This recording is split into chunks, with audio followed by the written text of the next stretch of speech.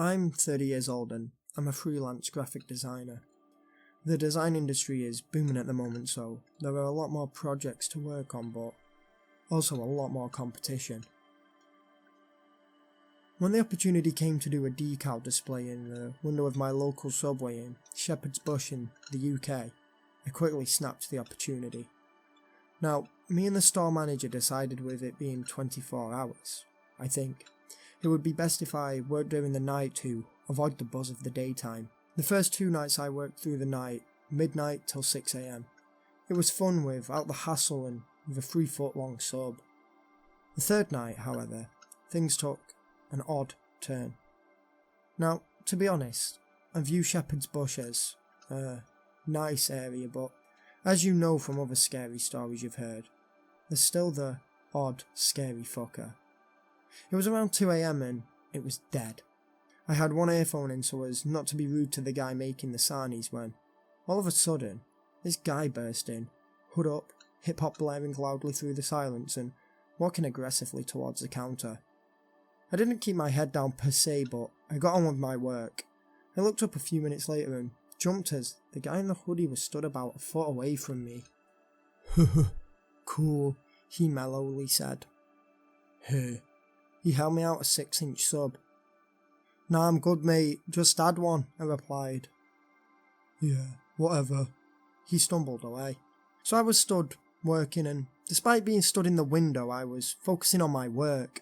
I was applying a design to the window when a white bag smashed off the window, spilling the contents of a 6-inch sub out across the glass. I jumped and looked at the worker. We ummed and ahed and he confirmed. It was the guy in the hoodie, as he had ordered the exact sandwich and only left a few minutes earlier. I thought nothing of it and began working again when another man, tall with blonde hair, came in. I ignored him and kept working as he left. He said, in a familiar, mellow tone, "You're beautiful. I want to eat you." I looked up and said, "Yo, what the fuck, man?" But he'd left. The signing maker had the same disturbed look as I did as he held out a small piece of paper bundled in the £5 note he'd given the cashier. And he said, "Human, larger, Subway." And by larger I mean the sign that's like a crocodile's mouth. I asked the cashier to please not let him in again if he tried, but the cashier was ahead of me and was checking surveillance tapes. I looked out of the window into the dark, creeped out by the guy, when, from behind a car across the road, a blonde, tall man came out.